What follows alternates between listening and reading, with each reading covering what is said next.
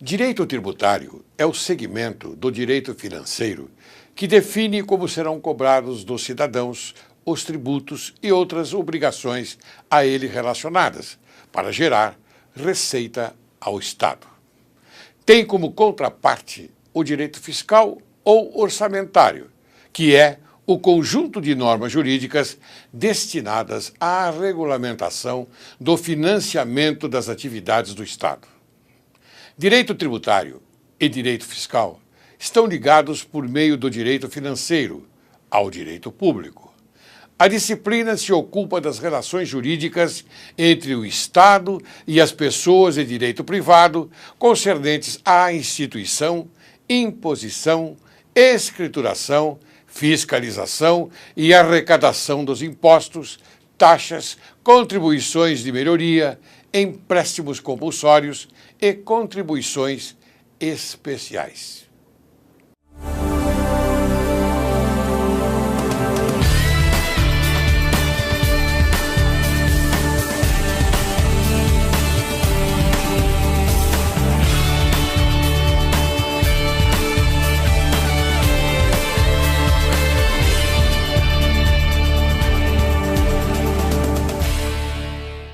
Esta imagem mostra com exatidão o desempenho do governo. O cidadão está no fundo do poço, mas o intelectual não lhe dá a escada para subir, representando o meio pelo qual ele poderia galgar os degraus e ter acesso à superfície, desde que fizesse algum esforço. Ao contrário, o homem humanitário debruça na borda do buraco, estica um braço que nunca vai adiantar e faz cena de que quer ajudá-lo. O ser humano do fundo do poço não sabe que existe uma escada. Logo imagina que aquele homem é extremamente bom e quer ajudá-lo. Assim acredita nele.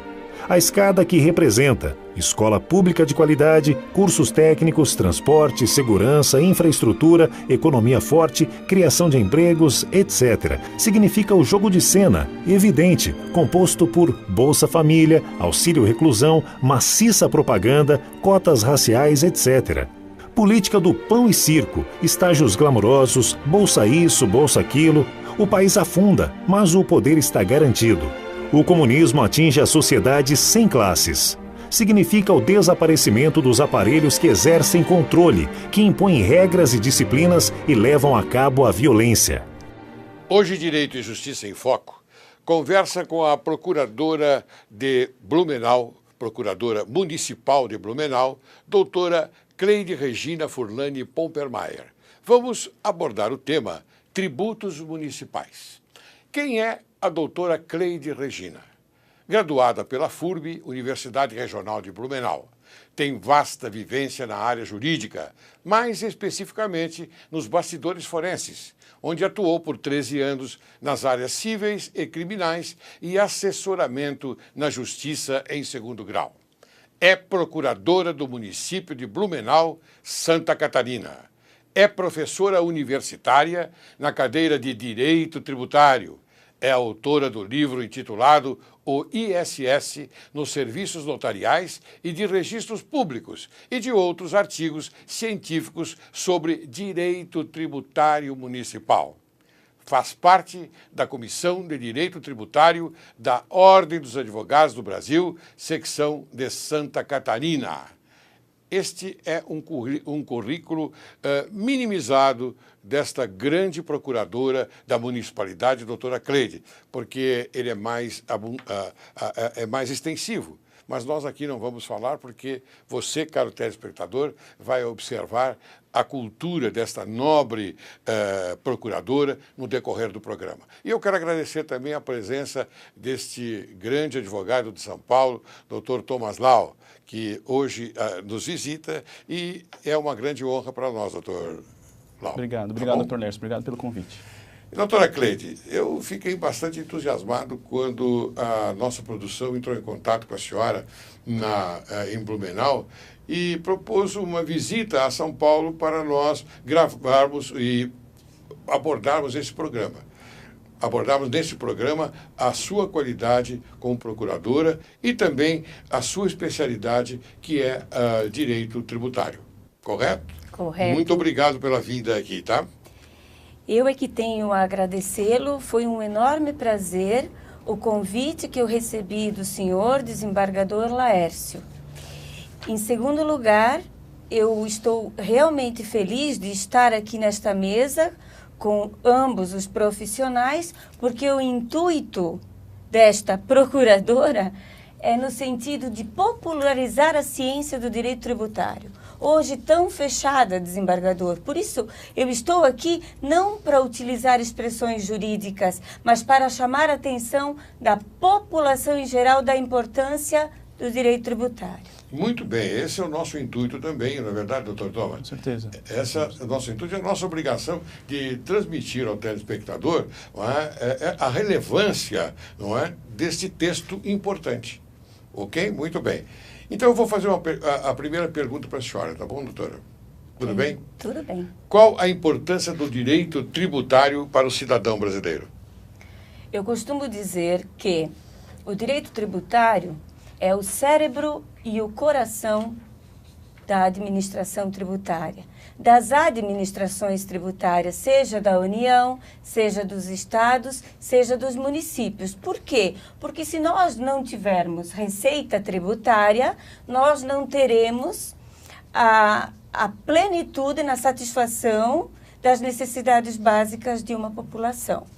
Qual a importância? Total a importância, e eu me sinto triste porque, infelizmente, eu vejo que o povo brasileiro não tem a possibilidade de conhecer mais desta ciência. O senhor vê, desembargador, que na minha época, quando eu estudava, na época, hoje nós chamamos de ensino médio, na época segundo grau, eu estudava uma disciplina chamada Direito e Legislação, onde me foram passados vários ensinamentos a respeito dos direitos constitucionais, e dentre eles a obrigação, das obrigações tributárias, né, de toda essa parte constitucional tributária que permaneceram na minha cabeça, ou seja, a importância de você exigir uma nota fiscal, a importância de você saber quais são as principais obrigações tributárias que o cidadão tem com você e que a administração, vice-versa, tem com a população. Claro. Hoje eu não vejo mais isso, essa disciplina ela foi abolida do currículo. E é nesse sentido, então, que eu disse no início que eu me sinto um pouco triste, porque eu conversava com umas pessoas ali nos bastidores antes e eu dizia que a impressão que eu tenho é que o Brasil, infelizmente, está indo para trás. Eu lembro há um retrocesso. Há um retrocesso. Eu lembro da minha educação. Nós temos mais informação hoje, muito mais informação, mas eu acho que, infelizmente, com todo esse acesso, a pessoa não está mais buscando o que deveria buscar. Então, doutora Cleide, eu posso concluir, pela sua resposta, que o Estado, a municipalidade, não tratam bem os jurisdicionados. Ou tratam?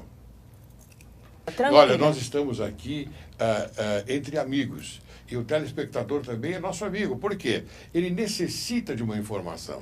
Com por isso certeza. É por isso que às vezes eu faço perguntas, entende, um pouco ousadas até, mas no final a senhora pode ficar à vontade. Não são ousadas. Eu acho que... Eu falo em administrações tributárias, porque essa é a minha realidade. Sim. E eu acho que as administrações tributárias, elas estão faltando com o contribuinte. Não no sentido de não tratar bem, pelo contrário. Acho que o contribuinte é sempre muito bem atendido, acho que há esse respeito, está dentro dos deveres do auditor fiscal. O que eu acho é que há um despreparo muito grande. O que eu acho é que há uma falta de estrutura muito grande. Mas essa falta de estrutura, ela advém da municipalidade ou dos próprios funcionários que compõem um município? Se o senhor me permite, agora eu não vou falar em municipalidade, eu vou falar nos 3 entes. Tá bom. 4, na verdade, né? Tá bom. Mas nós ficamos nos 3, União, estados e municípios. Tudo bem. O senhor vê, em 2003, a Emenda Constitucional 42, com a Emenda Constitucional 42 de 2003, houve uma mini-reforma tributária. Dentre essas mudanças, uma grande reforma nas administrações tributárias.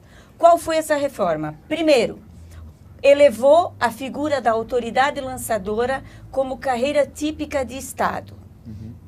2, obrigou o Senado Federal, como competência privativa do Senado Federal, a avaliar o sistema tributário nacional e as administrações tributárias dos 3 entes, União, Estados e município. E, principalmente, no artigo 167, inciso 4º, o que ela faz? Ela, para mim, obriga a vincular receita de imposto para as atividades de administração tributária. Antes, somente saúde e educação. Existem autores que dizem que é tão somente uma faculdade e não uma obrigação essa vinculação de receita para as atividades de administração tributária. Perdão, eu entendo diferente, porque caso contrário não estaria lá. Claro. Saúde e educação obrigatoriamente tem que vincular receita de imposto para essas duas ações. As administrações, então a saúde e a educação ganhou o par saúde e educação ganhou um aliado, que são as atividades de administração tributária. Muito bem. Vou falar para o público. O único, porque o imposto é apenas uma das 5 espécies de tributo. Então, o imposto, ele é não vinculado. O que é a não vinculação do tributo? Aí agora vem também e chamo a atenção do telespectador. Eu paguei meu IPTU e não tenho a rua. A rua não ficou do jeito... A calçada. Do calçamento, né? Não está. Não. Olha só.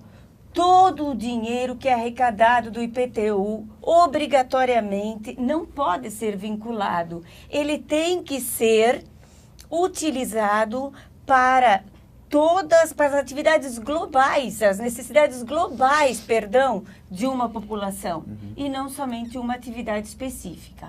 A Constituição diz o seguinte, não, você pode tirar sim, aliás, você deve tirar sim, para a saúde, para a educação e para a administração tributária.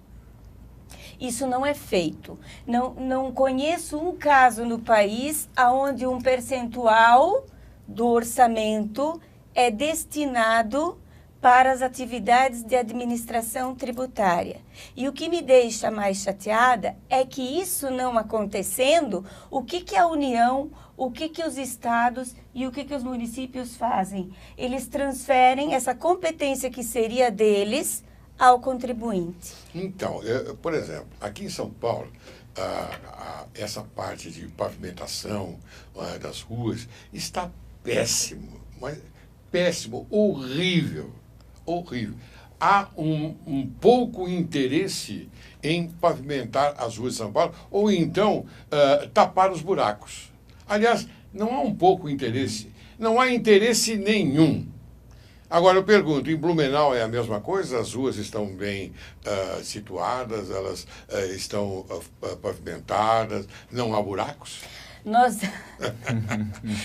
não podemos, desembargador, eu acho que comparar a cidade de São Paulo com a cidade de Blumenau, né? Lá nós temos 300 mil habitantes. E eu, outro dia... Mas 300 mil habitantes que pagam impostos, que pagam tributos. Com certeza, com certeza. Então, então... E eles, naturalmente, tem que haver o retorno desse tributo que é pago normalmente. Isso, e o retorno que eu dizia antes, essa vinculação que eu falava antes, é que este dinheiro não pode ser utilizado só para tapar os buracos. Claro, claro. Mas essa é a mentalidade que o cidadão não tem. Por exemplo, ele fala o seguinte, eu pago meu IPVA, por que então as rodovias estão cheias de buracos? O IPVA... Não, mas as rodovias são terceirizadas, né? Tudo terceirizadas, aqui em São Paulo. Aqui em São Paulo, são terceirizadas. Aqui lá não em São Paulo, lá não é.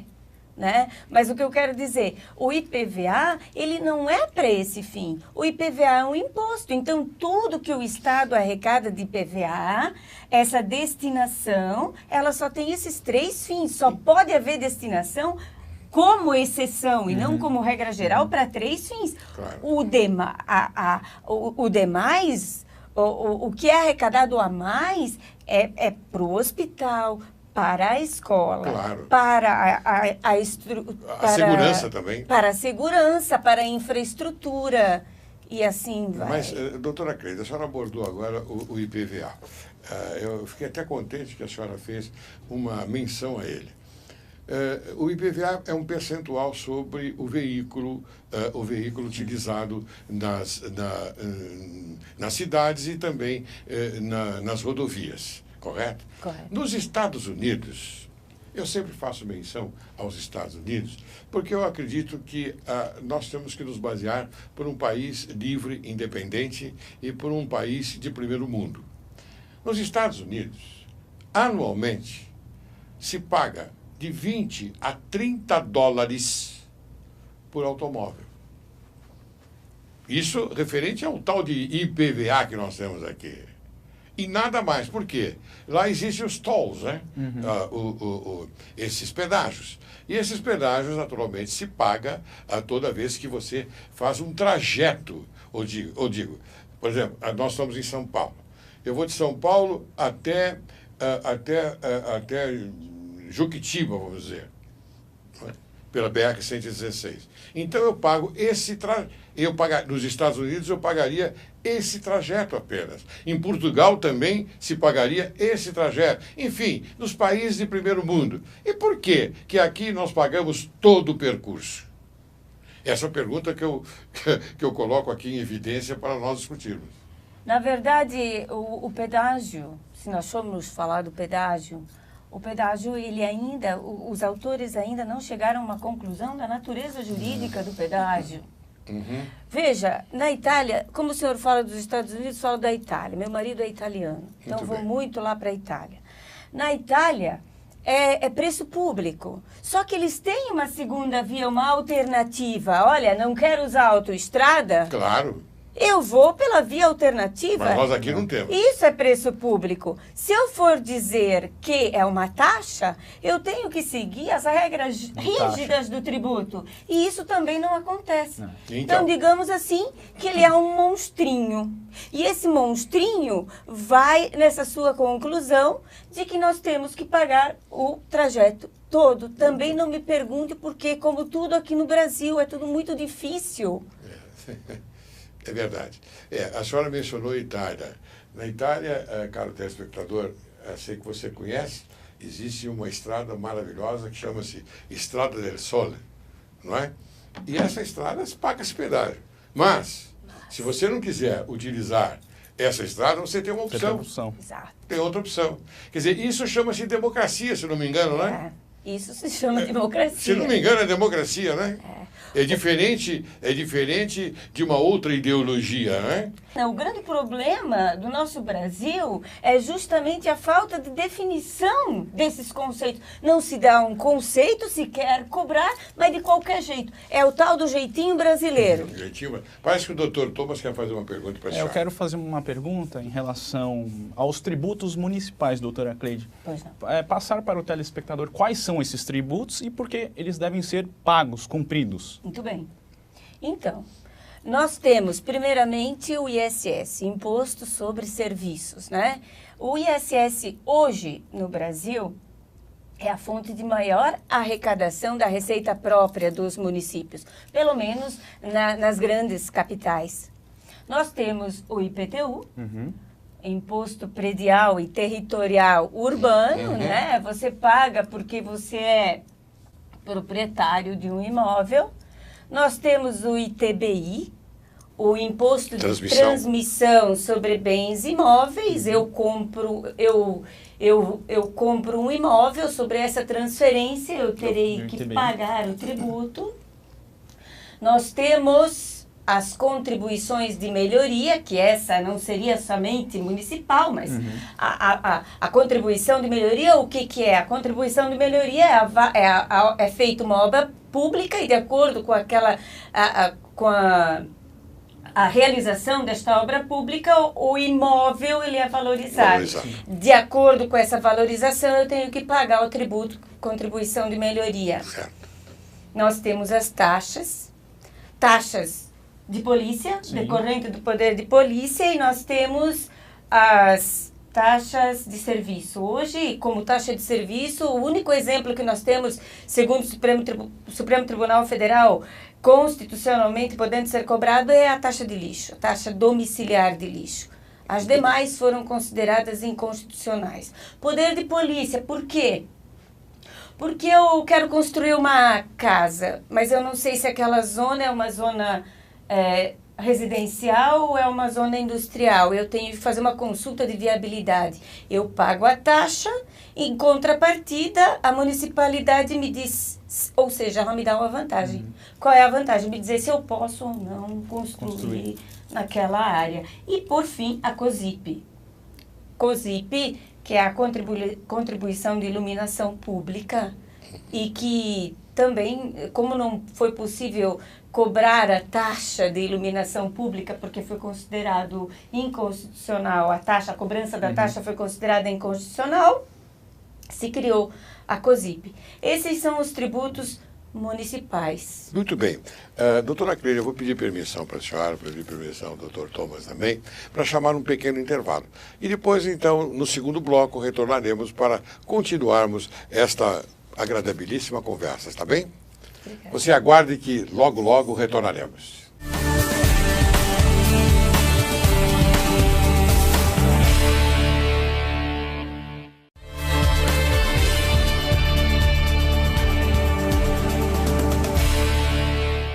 Ao retornarmos, eu apresento para você, caríssimo telespectador, o livro, não é, desta maravilhosa doutora Cleide Regina.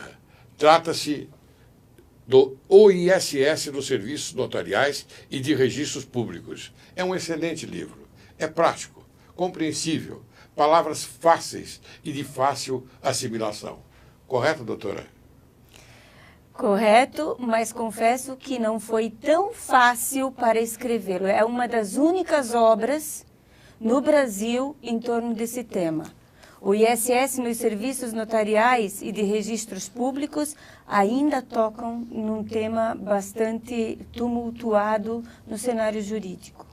Muito bem, doutora. Vamos continuar com a nossa conversa sobre a emenda constitucional 42/2003. A senhora pode prosseguir, por favor? Então, desembargador, o que eu comentava era a respeito da necessidade de estruturação das administrações tributárias. Como o senhor mesmo me anunciou no início, eu sou professora. Claro. E eu leciono também para auditores e procuradores municipais. Pelo Brasil afora, eu palestro. Eu participo de eventos palestrando. E o que eu tenho notado?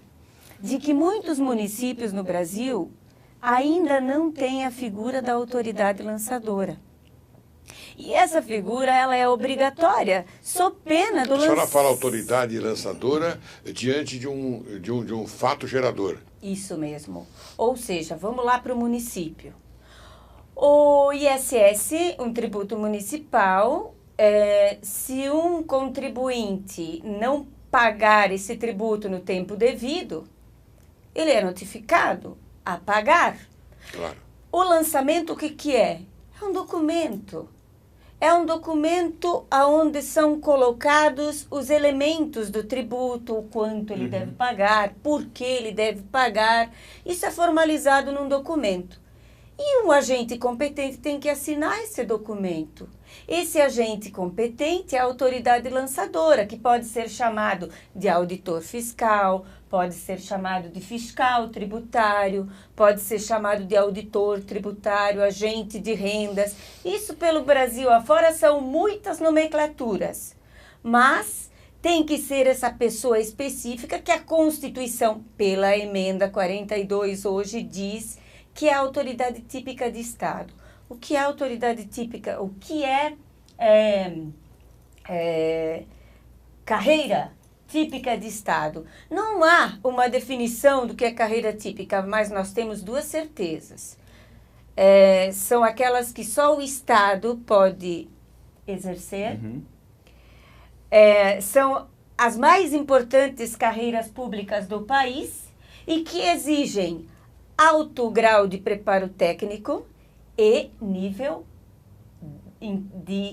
nível de escolaridade condizente com a carreira.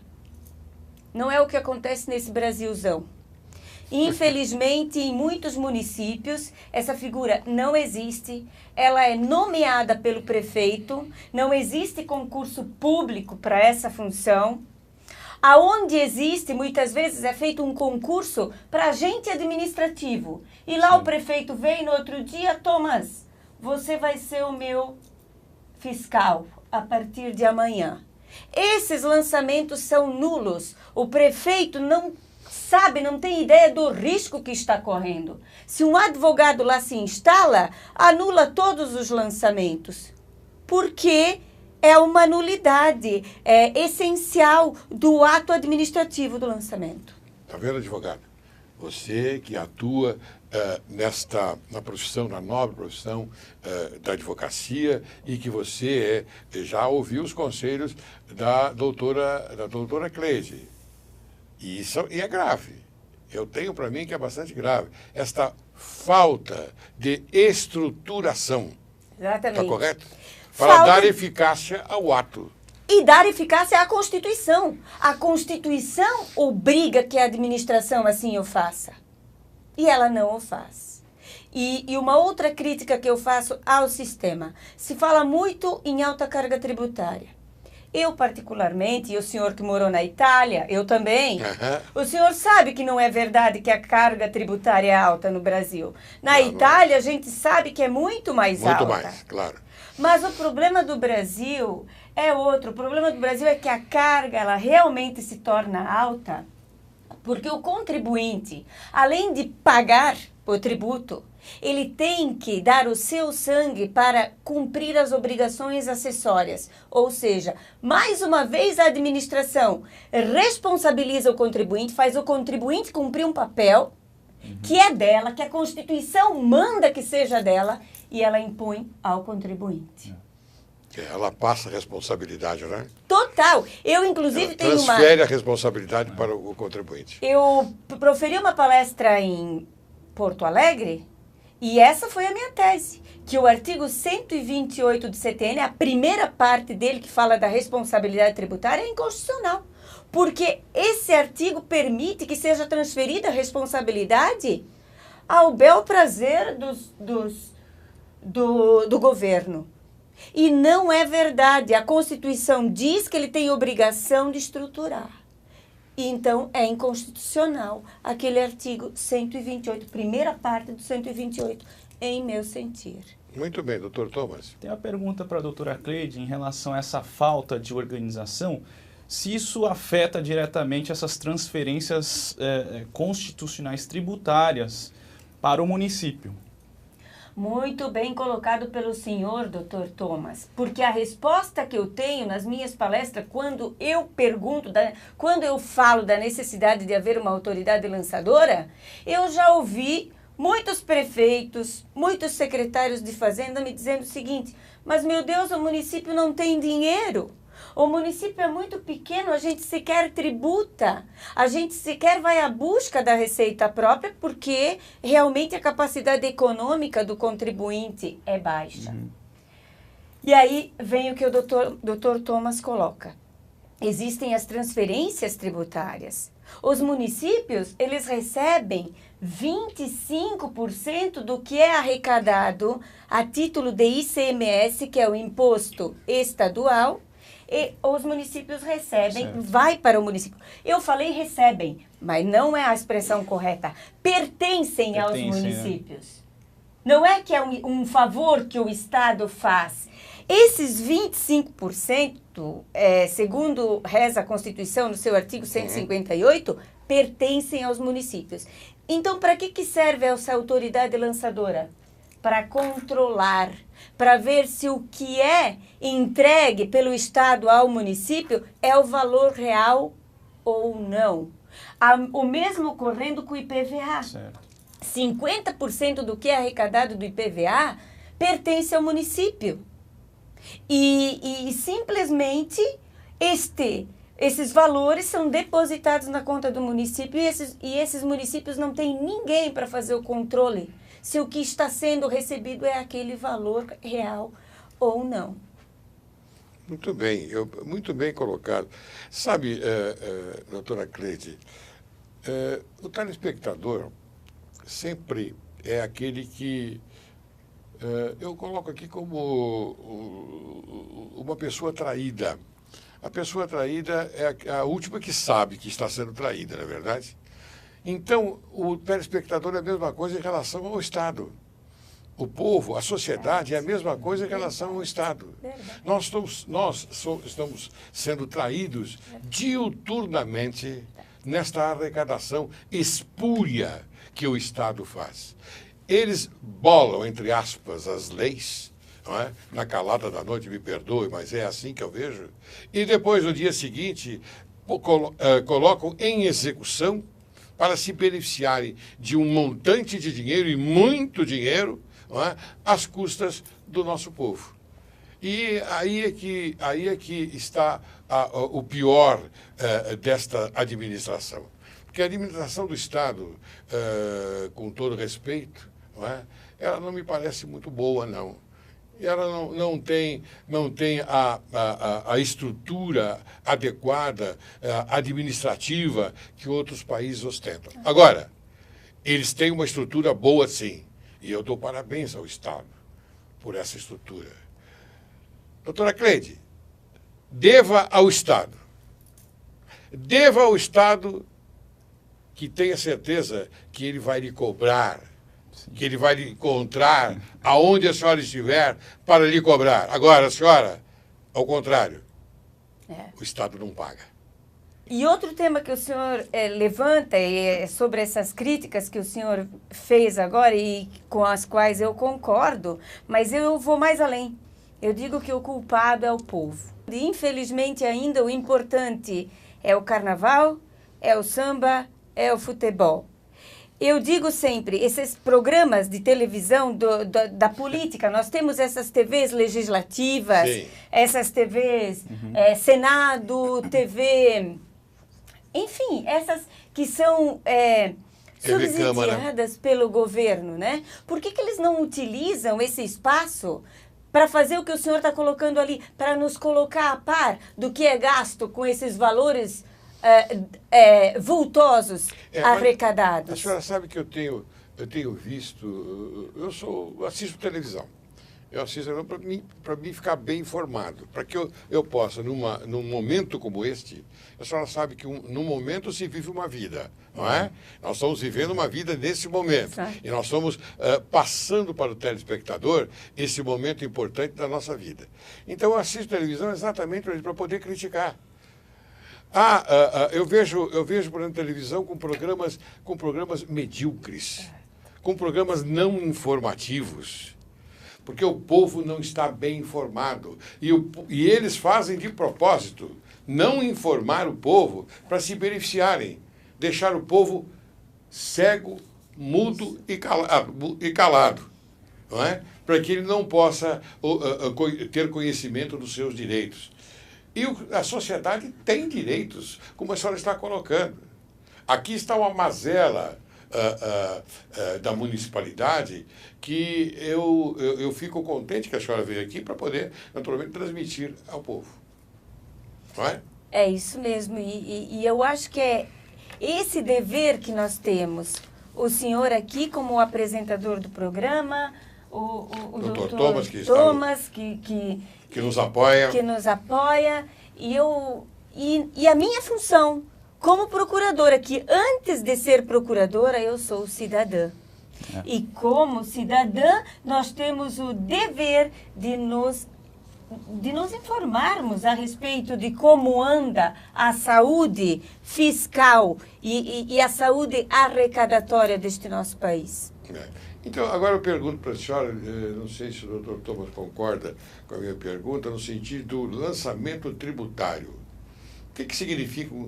a senhora já falou sobre o lançamento tributário, Exato. Mas eu queria que a senhora explicasse mais ainda ao telespectador, não é? Porque as pessoas comuns podem recorrer administrativamente, quando não se conformam com a atuação, não é verdade? Que há uma autuação, e elas podem recorrer administrativamente. Muito boa Vamos sua falar pergunta. sobre isso. Muito boa a sua pergunta. O senhor me deu uma oportunidade de trabalhar um tema justamente que vai ao encontro do cidadão. Ele tem a oportunidade, e, aliás, ele deve, se ele for notificado, seja lá de que tributo for, a municipalidade, ela é obrigada a ter uma lei, é obrigada a editar uma lei, dando oportunidade para esse contribuinte discutir o tributo em primeira e em segunda instância, sem nenhum custo. Dentro isso da parte administrativa ainda. Na parte administrativa. Então, se for federal, é no CARF. Se for um tributo estadual, são os colegiados administrativos tributários estaduais. Se for nos municípios, municípios maiores têm conselhos de contribuintes. Então, são colegiados. Lá no município de Blumenau, são 3 representantes das entidades da sociedade e 3 representantes da administração. E um presidente que desempata. Muitos dos casos não vão ao judiciário, eles se encerram aí, até porque são pessoas especializadas no tributo. Então, nas capitais, nas grandes capitais e nas maiores cidades do Brasil, nós temos esse colegiado administrativo desta forma, como eu expliquei, com o funcionamento lá de Blumenau. Esse é mais ou menos o modelo. Nos municípios menores, obviamente que não tem esse gasto todo para um colegiado, mas obrigatoriamente tem que estar garantida essa possibilidade de contestação do lançamento administrativo pelo contribuinte. Então, geralmente, a primeira instância é feita pelo secretário da Fazenda e a segunda instância pela procuradoria de um município. Mas esse contribuinte tem o direito de contestar este lançamento tributário por 2 vezes, mesmo que o município seja de menor porte. Todos esses municípios devem ter uma lei prevendo essa possibilidade, e mais, sem nenhum custo e sem a necessidade de contratação de um advogado. Muito bem, agora eu queria perguntar, como é que lá em Blumenau vocês tratam a multa, a infração de trânsito? Bem, em primeiro plano, então, nós temos que fazer uma diferenciação. Agora nós deixamos de falar do tributo para falar de uma infração administrativa, né? Mas sempre dentro do processo... Sim, mas quem recebe essa infração administrativa é a prefeitura. Isso. Eu só estou colocando aqui porque a natureza da cobrança é outra. Claro, claro. Né? Mas tem a ver com o que o senhor pergunta, que é o processo administrativo. Tal como o contribuinte tem direito a se defender do lançamento, este cidadão que infringiu a legislação de trânsito tem direito a se defender num processo administrativo. Como é que é feito em Blumenau? Pelo que eu sei, vagamente, que não é minha área, nós temos 2 instâncias dentro do setor especializado de trânsito. É julgado por uma pessoa, um julgador singular em primeira instância e uma junta de pessoas da comunidade em segunda instância, individualmente. Se ali não obteve sucesso, ele tem o judiciário ao seu dispor. Vai para o judiciário? Vai para o judiciário. Muitas vezes, sim, eles vão para o judiciário. Aqui não. Aqui não é o procedimento. Esse não é o procedimento. O procedimento é em segunda instância no próprio Detran. Quer dizer, há uma outra sigla, não é? Na verdade, doutor Thomas. E aí eles julgam. Agora, isso o telespectador precisa saber. O que nós tomamos conhecimento é que esse julgamento, quer de primeira e quer de segunda instância, é feito por amostragem. Amostragem. Então, lá a multa, por exemplo, de infração de farol vermelho. Então, tem uma porção delas. Então, essa julgamos procedentes e essa julgamos improcedentes. Não há individualmente, não há um processo, não é, individual para se verificar se há procedência ou improcedência. A mim parece que infringe o princípio constitucional ao processo administrativo, inclusive aonde ele deixa claro a necessidade do contraditório e da ampla defesa. Exatamente, exatamente. Essas mazelas todas que nós estamos tratando hoje aqui, elas representam, eu acho, que um alerta para a sociedade. Doutora Cleide, a senhora tem Facebook? Sim. E o que a senhora coloca no seu Facebook?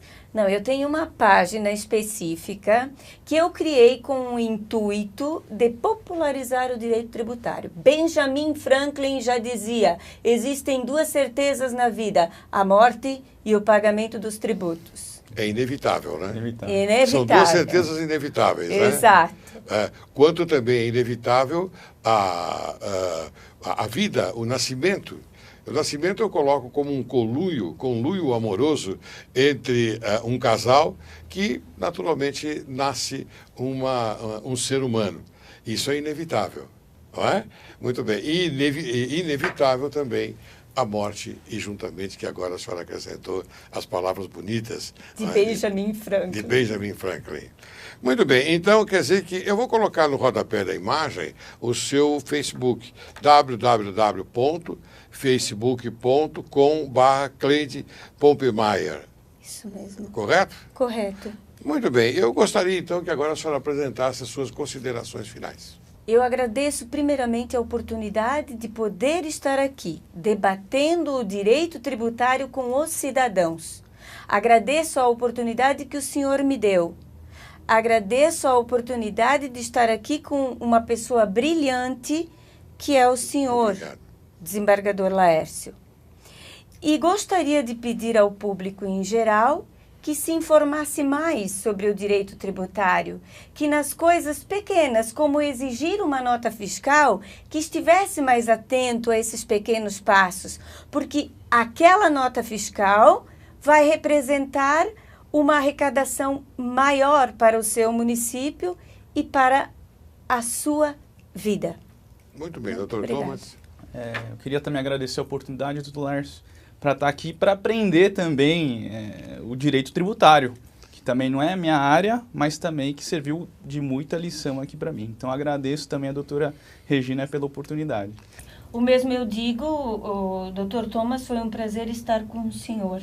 Obrigado. Obrigada. Doutora Cleide Regina, eu quero deixar bem claro que a senhora veio ao Direito e Justiça em Foco trazer a evidência da sua cultura, da sua experiência, da sua maturidade, que nós pudemos apreciar e aprender também, como diz o doutor Thomas. É a nossa vida, aprender cada vez mais. Eu tenho uma colocação que eu faço questão que a senhora ouça. Eu digo que existem dois tipos de sabedoria. A sabedoria inferior e a sabedoria superior. A sabedoria superior é aquela que nós usamos todo dia, aprendendo, buscando as informações corretas, não é? quer na televisão, quer no dia a dia, quer na internet. E a sabedoria inferior é aquela que o indivíduo diz, eu não vou mais estudar, eu já sei tudo. Então, nós não somos desse time, o nosso time é outro. Por isso que eu agradeço muito a sua vinda aqui, agradeço também ao Dr. Thomas, a participação do Dr. Thomas, e espero que a senhora retorne para nós podermos conversar um pouquinho mais. Muito obrigado. Obrigada também.